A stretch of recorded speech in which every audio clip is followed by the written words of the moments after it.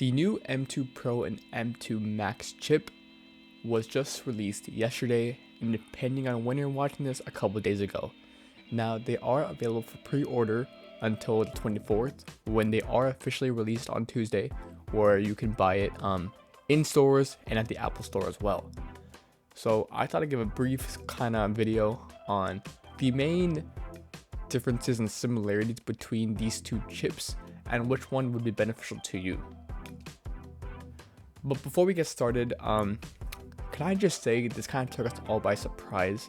I mean, we were all kind of expecting an announcement sometime March, April, May, June possibly, but Apple took us by complete surprise, releasing a Mac Mini and a 14-inch and 16-inch MacBook Pro with these two chipsets. So it's a nice little surprise to start the year off. So here we are. So the new MacBook Pros offer a faster CPU and GPU performance, more RAM than their predecessors, faster battery life, and HDMI ports that support up to 8K monitors, along with a faster and more efficient Wi-Fi 6E. Design-wise, the 2023 14 and 16-inch MacBook Pros look similar to the MacBook Pros released in 2021. They have the same aluminum body chassis and the same liquid Retina display that has been there for a while now. Keyboard, trackpad, and port selection are all there as well, similar to the 2021 models. So let's go more into depth with these similarities. So it does come with Wi-Fi 6E. Everyone kind of complained with the 2021 models that it's not fast enough, but there's no complaints now as it does support this. Now it also does support 8K monitors as well, which could mean there might be a new Studio Display on the horizon. We might be looking at a Studio Display with maybe a faster refresh rate to support that, but we'll see about that probably next year or so. And possibly my favorite upgrade is a braided MagSafe cable. No more of those times buying another kind of cable with a brick because the other one folded too much and you have to get it replaced because it doesn't charge the way it's supposed to. But now it comes braided. Another big one is battery life. The M1 Pro and Max chips had 2 high efficiency cores. These two have 4, allowing it to handle more workload and conserve more power, which allows it to be more efficient. Apple claims it does last up to 22 hours, so that's pretty much phenomenal battery life. You also can get a unified memory upgrade if you do choose to do so, but it does come with a cost. It costs about $1,000 or so to upgrade to 96 gigs of memory. It's only if you're doing some massive work on that stuff. You can also connect more displays. So let me just look at my sheet because I don't have this stuff memorized. The M2 Pro does support 2 external displays.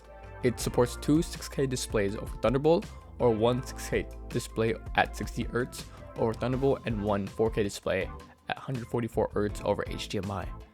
Now the MacBook Pro model with the M2 Max can support up to 4 displays.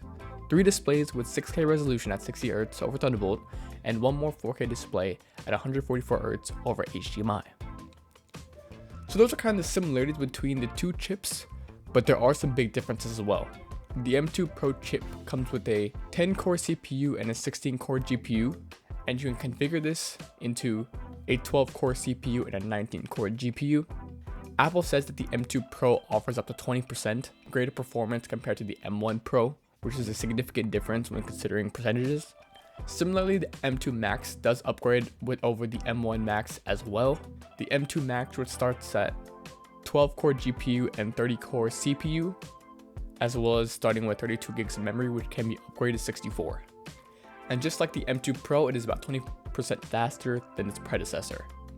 Now, and the neural engine is still the exact same, as it's still a 16-core chip, but Apple does say it's about 40% faster at performing tasks.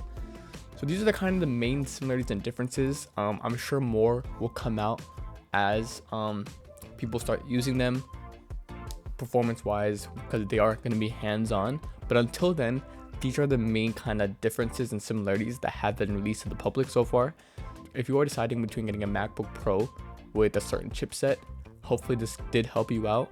But I'd also keep in mind that you should see some big discounts on the M1 Pro and the M1 Max chips as well, similar to how the M1 Air and Pro got discounted a lot, and far more commonly after the M2 Pro and the M2 Air were released last year.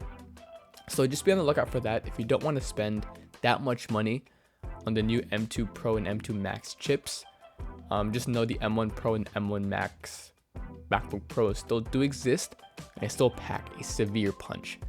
So keep that in mind when considering whether to upgrade to the M2 Pro and the M2 Max compared to the M1 Pro and M1 Max. So hopefully this did help you guys out. Again, you'll see lots of Apple videos in the future from me at least. I did order both MacBook Pro 14 inches yesterday, the day they were announced from Best Buy. So whenever I do get those on Tuesday, I will make an unboxing video for each of them and a comparison video comparing the two to see hands-on kind of differences and update you guys on some more similarities and differences I feel when comparing these two models with different chipsets. But yeah, hope you guys enjoyed. Stay tuned for the Apple content in the coming weeks or so, because there will be a lot. So yeah, hope you all enjoyed. And I'll see you soon.